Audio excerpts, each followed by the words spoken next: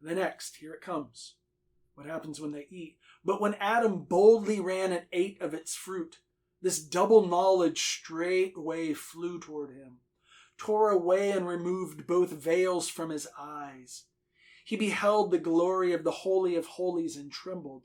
He beheld too his own shame and blushed, groaning and lamenting, because the twofold knowledge he had gained had proved for him a torment.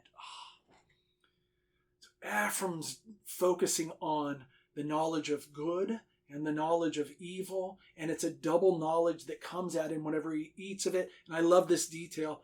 Both veils, they removed the veils from his eyes. It's a play off of Exodus, Numbers, all the tabernacle imagery. What covers the tabernacle? A veil. If you remember, even in Exodus, when Moses comes down off of Mount Sinai, they can't look on his face because it's the glory of God. It's the kavod of God, as if it's beaming off of Moses' face.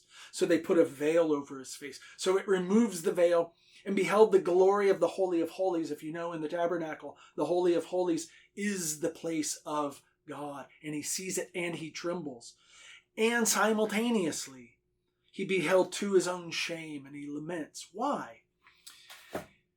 The shame and the nakedness is exposed because now he understands the glory of God.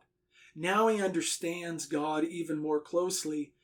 And I would submit, this is my own projection of theology, he actually understands what his project was supposed to be. I think at some point they would have been allowed to eat of the knowledge of the tree of good and evil.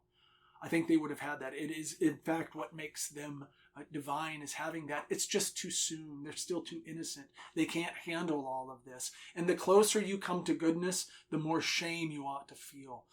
I don't know, whenever I'm around really good people, I often feel horrible, just simply because, man, that's a decent human being right there.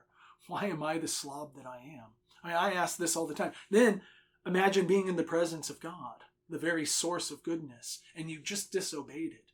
And then even worse, you come to understand he wasn't hiding anything from me. I just needed to obey. And maybe even the obedience is that which allows me to go to the tree. So that's that double knowledge he's talking about.